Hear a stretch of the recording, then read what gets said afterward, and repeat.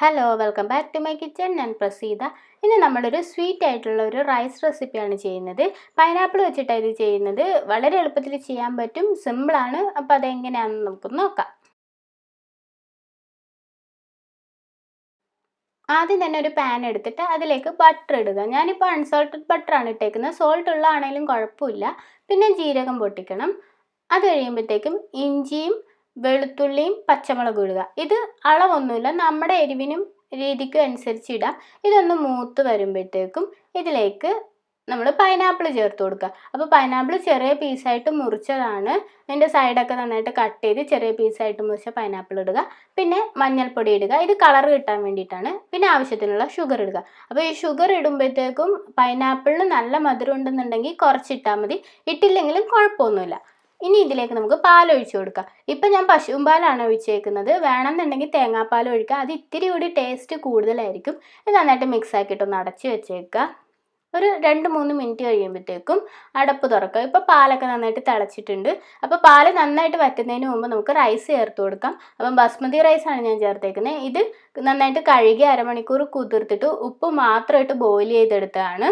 ഇത് ഈ മിക്സിൻ്റെ ഒപ്പം ഇട്ടിട്ട് നന്നായിട്ടൊന്ന് ഇളക്കിയെടുക്കുക. അപ്പോൾ ആ പാലൊക്കെ നന്നായിട്ട് വറ്റുന്നതിന് മുമ്പ് തന്നെ നമ്മൾ ഈ റൈസ് ഇട്ടിട്ട് മിക്സ് ആക്കണം. അല്ലാന്നുണ്ടെങ്കിൽ ഒത്തിരി അങ്ങ് ഡ്രൈ ആയിട്ട് പോകും. പിന്നെ നല്ല കളർ ഉണ്ടാവും. ഇതിൻ്റെ അകത്ത് എസൻസും അങ്ങനത്തെ ഒന്നും ചേർക്കുന്നില്ല. നല്ല മധുരം ഉണ്ടാവും. അപ്പോൾ പഞ്ചസാരയുടെ അളവ് നമ്മുടെ മധുരത്തിനനുസരിച്ച് ചേർക്കാം. ഇനിയിപ്പോൾ ചേർത്തില്ലെങ്കിലും കുഴപ്പമൊന്നുമില്ല. കുട്ടികൾക്കൊക്കെ ഒത്തിരി ഇഷ്ടമാവും. നല്ല മധുരമൊക്കെ ഉള്ള റൈസാണ്. ഉപ്പ് വേറെ എക്സ്ട്രാ ഒന്നും ചേർക്കുന്നില്ല. അരിയിലിടുന്ന ഉപ്പ് മാത്രമേ ഉണ്ടാവുള്ളൂ. ഇത് കുറച്ച് സ്വീറ്റ് ആയിട്ടുള്ള റൈസാണ്. ഇതിൻ്റെ ഒപ്പം വേണമെന്നുണ്ടെങ്കിൽ ബട്ടർ ചിക്കനും ബട്ടർ പനീറൊക്കെ കഴിക്കാം. ഇതൊന്നും ഇല്ലെങ്കിലും വെറുതെ ആണെങ്കിലും കഴിക്കാം.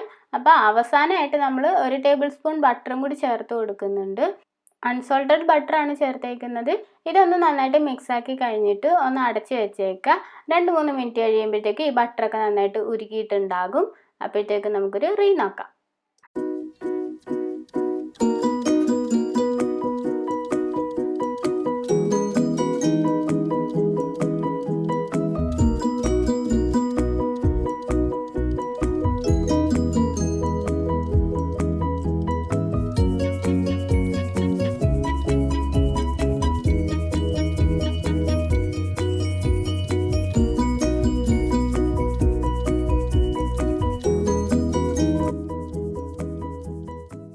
ഈ സിമ്പിളും ടേസ്റ്റി ആയിട്ടുള്ള ഈ റൈസ് എല്ലാവരും ഒന്ന് ട്രൈ ചെയ്ത് നോക്കുക.